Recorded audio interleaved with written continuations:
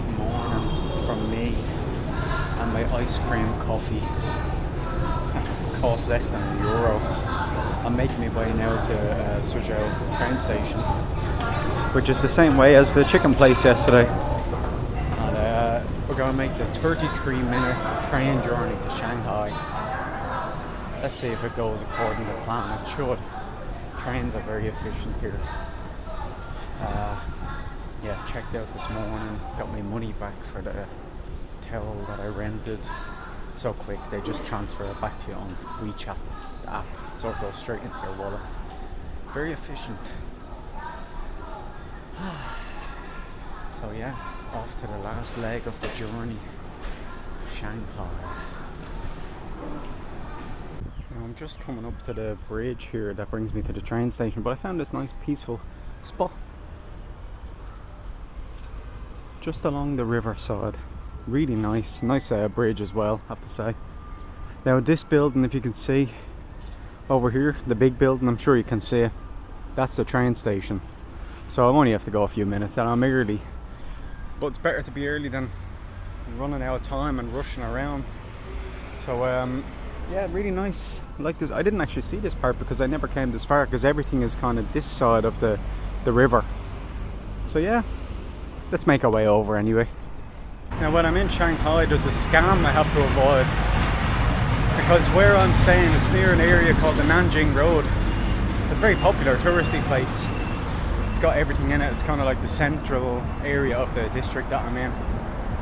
Well, apparently there's a scam where there'll be maybe a woman, well yeah, it will be a woman, comes up to you and asks if you want to go for tea. And no, there's no, you don't get assaulted or anything like that. Your wallet might get assaulted, but yeah, they bring you go for tea in this fancy place on the Nanjing Road, one of the more expensive places, and then you're left with the bill. So it's a bit of a, you know, it is a scam, but yeah, I just have to watch out for that. So I'll just stay away from women, basically. That's the moral of the story. I wonder, can I go this way? I guess I can. I think I can. That looks like, surely there's a way. If not, I'll illegally cross. I don't even care, you know. Sometimes even when you're in a country that has a reputation as being strict, sometimes you kind of have to just make a little exception, don't you? And I made sure this time that I go from the normal railway station, not the bloody south one that I have to get a bus and another metro to. It's only a 20-minute walk to this one from where I was staying. And when I get to Shanghai, it's 3 stops on the metro from Shanghai station to where I'm staying. So can't ask for much better than that, really, can you? Of course, 3 stops on the metro in Shanghai is still pretty far because Shanghai is so big. It's one of the biggest metropolis populations in the world. Now I said Chongqing was the biggest city in the world, but that's spread out. But the metropolis area, Shanghai, is one of the biggest. I don't know exactly where it stands, but it's up there. It's not near Tokyo. I think Tokyo is the biggest metropolis population. I'm pretty sure it is, because it's all centered around the urban area. And the size of this place. I mean, it doesn't actually look nice, I know, but it's a bloody behemoth. Jesus. And this is only the south entrance. This goes all the way up to the north square. Now when I say this place is a small train station, it's still bloody huge. Oh my god. And there's another part further over, like through that exit on the next station, the north one. But I tell you, security is bloody quick in China, and it's efficient. And you should always feel very safe when you come into a train station or a metro, for example, because every metro station, when you're going into the metro, you have to go through a security clearance. So it's not much. They just check your bag for, obviously, dangerous objects. They don't check it, they scan it through like a machine, like in an airport. So and you have to walk through a metal detector. But yeah, you should always feel very safe. It's extremely well guarded, the whole setup. Yeah, really, really well done.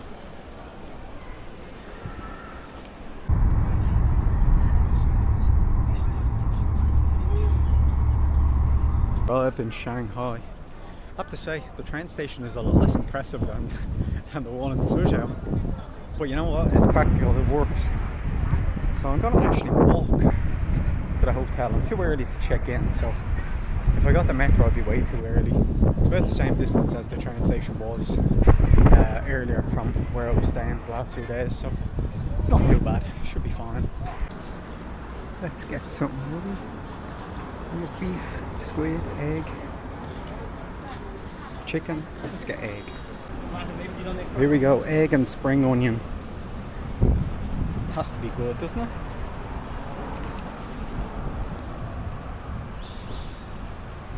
It's like a bagel that's not cut in half. And the middle of the bagel is full of egg. Yeah, really good, nice snack. Oh, so eggy. I haven't had I've had eggs, but I don't have them in the quantity that I'd have them at home. So, yeah. Here we go. The back streets of Shanghai. I'm not far from where I'm staying now, but I just went in, got a coffee. There's like a, what would you call it? It's nearly like a convenience store that they've got here. It's called All Day. It's 10 yuan for a decent size Americano. I didn't want the cold coffee right now. It just wasn't in the mood. Just wanted something, even though it's hot. Like it is pretty hot out. But you know, I just wanted a normal coffee. I don't know if it's good or not. It's scalding. It's really hot. So we'll have a little look around these back streets. There's so many shops. And this is like a tiny street on the map. You know, I was just coming through here. I thought it was just like a laneway at first, but now it stretches all the way back there. Crazy. But they still have like the usual bubble tea and Lawson over at the end. So, you know, if you're ever afraid of trying something new, Lawson is fairly reliable. It's got mostly Japanese products in it, but the price is a bit higher. Then again, price shouldn't matter if you're afraid of damaging your bowels with eating something that you're not used to.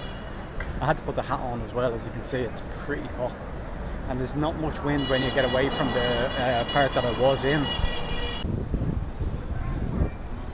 You know what, since I'm early, I'm around the corner from my hotel hostel. Let's take a little walk into the People's Park. I told you there's People's Park in every bloody city. And it's beside the People's Square. Oh, a nice little pond here. This is a pretty nice area. There's a little walkway all around.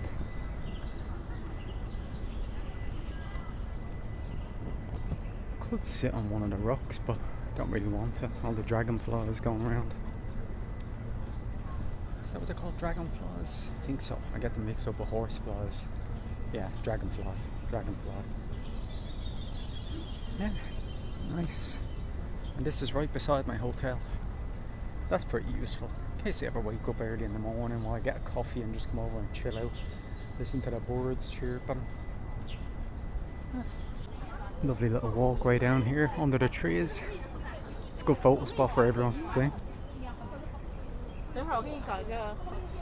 Lovely flowers though, all along to the left. Yeah.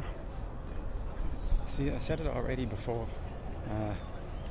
last video maybe, but even like this small park in the middle of the city, it's a nice breath of fresh air from the hustle and bustle, even in a city that's as big as Shanghai. Someone practicing their Tai Chi. We can see like the part I came down was over there, but there's all different walkways in here. Birds chirping, birds flying past.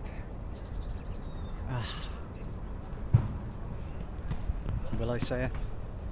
Very relaxing. It is though.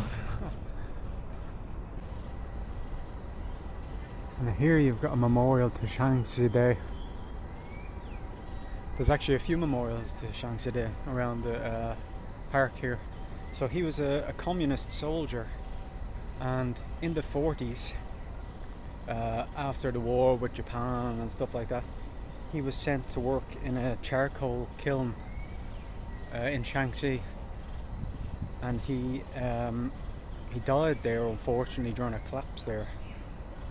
But he managed to rescue 2 other workers before he died, so he's very highly regarded, and he's used as kind of a poster boy, if you will, of like the Communist Party, the old Communist Party, about like you know, he was a hero and stuff like that. So they've got a few of them around here. His funeral was even attended by Chairman Mao, so that says a lot. My God, the size of this place. This goes all the way down to an area called the Bund. The Bund we'll walk to later today. I'm looking for a special food. It's called Xiaolongbao. It's famous in Shanghai. So it's steamed pork dumplings where you bite the side of them, and it's you suck out like the soup, and then you eat the rest of it. Never had it, but it's very famous here, and there's lots of Westerners. I knew it was going to be. Shanghai is kind of the main Western hub in China. Where I'm staying is down to the left here somewhere. Well, we're back out and about again. Now we're about to go onto the Nanjing pedestrian road, which brings us all the way up to the Bund. But can you imagine, back here in the late 30s, 1937, from August to November, I believe, all this was destroyed by the Japanese. This is where it all started, the invasion of Shanghai. The place was destroyed, civilians were butchered really bad. It was the start of what happened in Nanjing. It all started here. Yeah, the Japanese didn't really take any prisoners. Civilians, old, young people, didn't make a difference. Yeah, it was pretty bad stuff. And of course, no one in Europe really helped, because they were already dealing with the problem that was starting with Nazi Germany. So we're going to take a walk up. We're going to see what's going on. I know it's very commercial, but still, this is like one of the main areas in Shanghai. And the place I'm staying, it's actually pretty nice. It's got a nice cafe, bar area. Now the coffee is a bit expensive, but I'm not going to get me coffee in there. I'm going to get me coffee outside. But yeah, nice atmosphere, mostly Westerners there, because it's Shanghai. So yeah, we're going to cross the road, and then we're going to get to the pedestrian area. Now, I told you about the scam about the tea. But also one of the things you have to avoid, now it's not a scam, but it's pretty annoying. Every maybe couple of 100 meters you get someone trying to sell you watches. And they always say, watch, watch, watch. And I'm like, no. And they tried to sell you like Huawei watches, and I'm saying to them, you know, I can't use my, like if I want to use my bank app at home, like I can't use that because Huawei doesn't have the Play Store. It's you know, you can't use it with the bank, so I just have to keep telling them that. Look at this cool building. I don't know what it is, but it looks pretty cool. Got an old looking street. The tram, well, it's not a tram, but it's an electric bus connected to the overhead power cables. Now, the place we're going today is the Bund. That is the main viewpoint, but especially at night time it's the main viewpoint. Now, we won't see it at night time today, but we will see it before I leave, definitely. Tomorrow I might go down to old Shanghai town. It's not that far away, and it's supposed to look really nice, so we might do that tomorrow. We'll see how the weather is. I think it's still supposed to be fine, at least fine enough. Now, all the big shops located on this street, and Move and Pick ice cream. Oh man, I love that ice cream. It's bloody delicious. I think it's my favourite brand. It's not as good as the Hokkaido ice cream, but as a brand, definitely my favourite. The flavour of it is incredible. But yeah, you've got these little trains that people can take with their kids. Really, just a gigantic street. not only is there people trying to sell me watches, but when I went to the last traffic lights, a guy came up to me and said watches, bags, shoes. So they'll sell you anything. I'm sure if you said to them, actually no, I don't want any of them, but I'm looking for a jacket, they'll find you something to sell.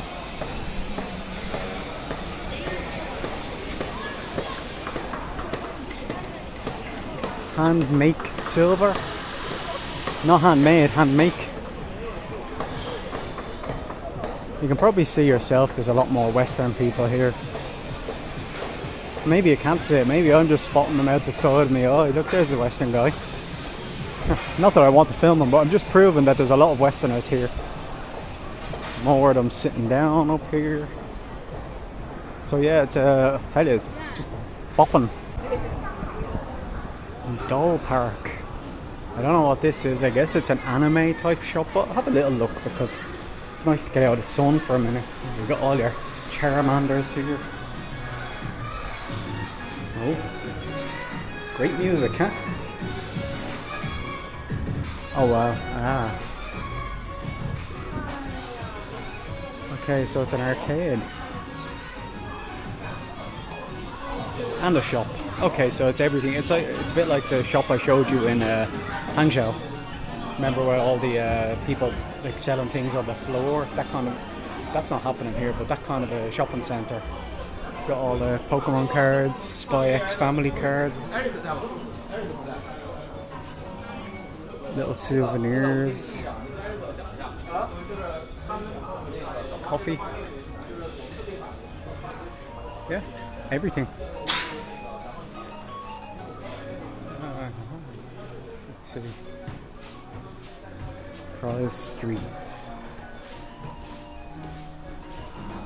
Let's see, anything good? Not that different from what they have in Japan, of course. They're all owned by basically the same company. A lot of them, they're all owned by Bandai Namco. And that was just a little look in there. It's very smelly, like a perfume, really strong perfume smell. So let's go back out onto Nanjing Road. Actually right beside it, the shop was just there that I came out of, but when you come here it's a big supermarket or shopping mall, all for these like Sega anime stores. Yeah, just goes up and up. I'll check this place out when I'm on my way back maybe, or just one of the other days, I'm not sure. It's pretty cool. I like this kind of a shop. It's always nice atmosphere inside. It's nice and air conditioned, which is a big bonus. Yeah, Sega shop. It's a shame they don't sell old Sega games. But of course, you can't. It's very difficult to get retro games in China because consoles were banned for I think 14 years. So yeah, it's you know, it's not really a big thing. Now, if you're in Taiwan or Hong Kong, I think you have a better chance. More so Taiwan, I think. But we'll continue on.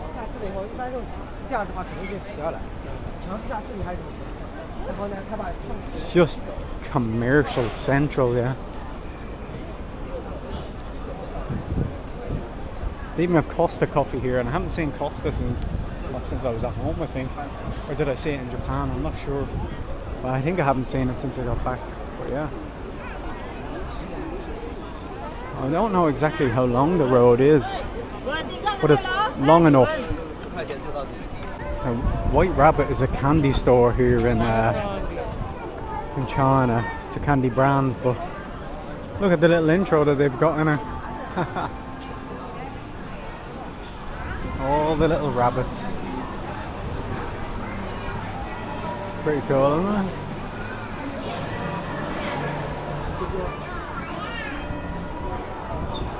We're on our way down to the Bund.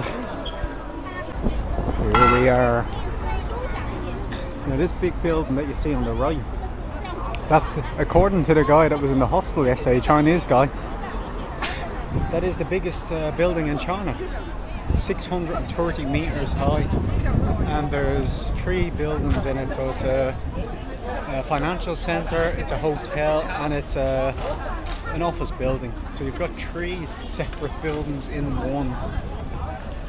Big. Now, of course, it's not the biggest in the world, but I mean, it's still a bloody big building. Now, as I said, it won't be today, but one of the evenings we'll come down here when it's night time and check this out, and when it's lit up, I'd say it looks great. You can see all these buildings. Now these don't look Chinese, do they? Don't they look a bit more European? Wouldn't you think? Well, that's because back here in the 20s, this was a protected area in China for international ports.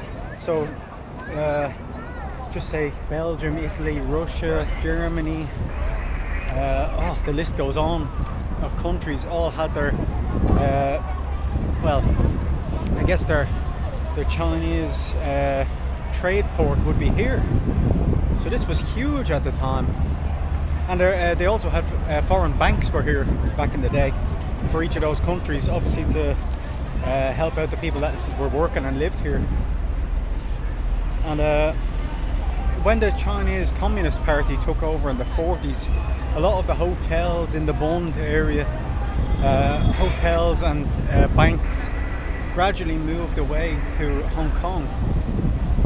And the buildings that they were in were put to other use for the country. So not for leisure, but for yeah, constructive reasons, I suppose, to try and build up the country again. And eventually, after I think in the 80s, they started to use the old buildings in the way that they were originally. So banks are back here, the hotels are back here. They gradually kind of moved away, and they turned it into a really well organized tourist area. We'll go up here and have a little look on the river. Of course, it was the perfect place because the two rivers meet here at the bend around the corner. So yeah, perfect place for merchants to set up. But yeah, it was obviously, this was a huge port back in the day. Absolutely massive, probably the biggest in Asia at the time. I'll check this out. Oh.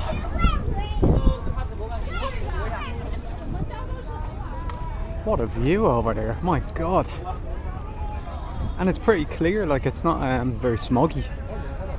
Not that I was expecting to be completely smoggy, but like I'm thinking of Chongqing. The second time I was looking down the river, it was kind of, the view distance wasn't brilliant, but like here it's huge. You know, imagine this lit up at night time. Yeah, I got iced coffee. Imagine it lit up at night time. Look at that, that's incredible. So the Shanghai Financial Center over here has a view deck up the top. You might not be able to see the slightly different colour of where the windows are.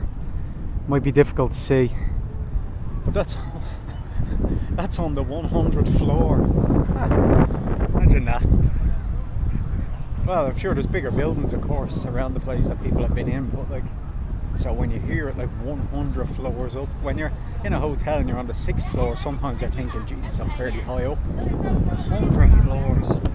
And as well here you've got all the people selling the professional photography sessions. But yeah, and you can just see all these buildings. This one here that I already showed you. Like they're so un-Chinese in architectural style.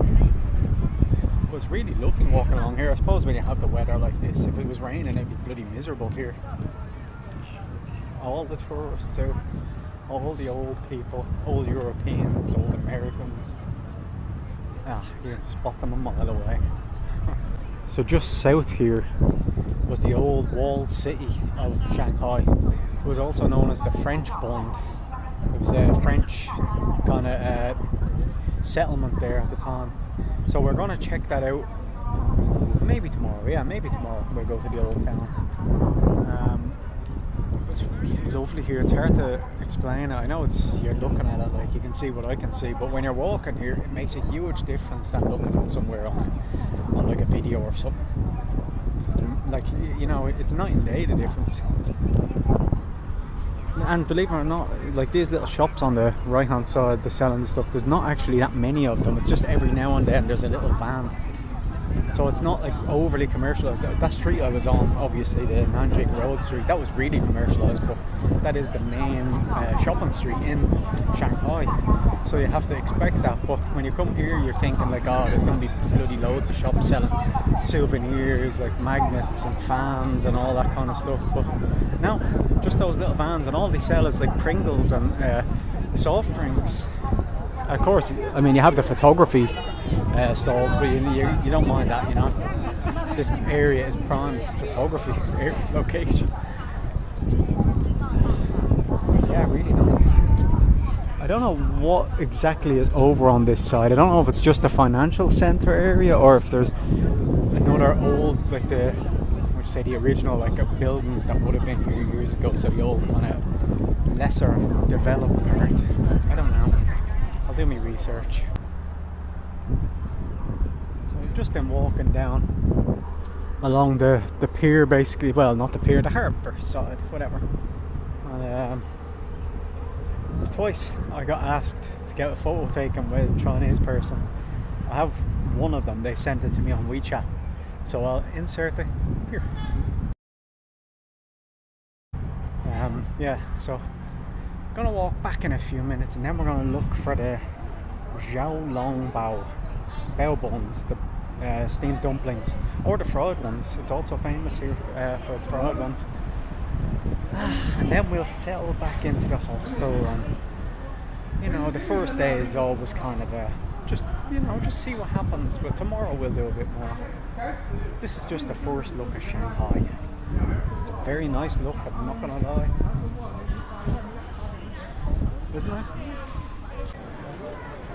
So I'm back on Nanjing Road, like twice already. Two women have come up to me and said, oh, where are you from? Let's get Starbucks coffee. So this is the trick, you know. I said, no, I'm leaving China today. I said I'm flying home, and they just walk off then. So they've moved on from tea shops to coffee shops because Starbucks is getting more and more popular, and all coffee shops are getting more and more popular. So I guess the old tea trick has evolved a little bit. I still need to go and find my Xiaolong bao. I will find them. There is loads of places near where I'm staying. Like the streets are just full of little cafes, or not cafes, but little bistros and stuff like that. So I'll find something. That's for sure. It's weird when they just come up and like touch it on the back and say, hello, where are you? Where are you from? Where are you going? And I'm like, nah. Come on, I'm not getting left with a big bill, especially with bloody Starbucks compared to some of the other coffee shops. That is a scam. We're actually gonna get this.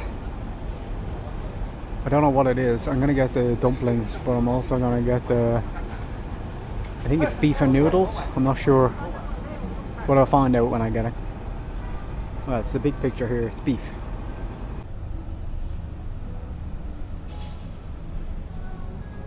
So I got the beef curry, noodles and dumplings.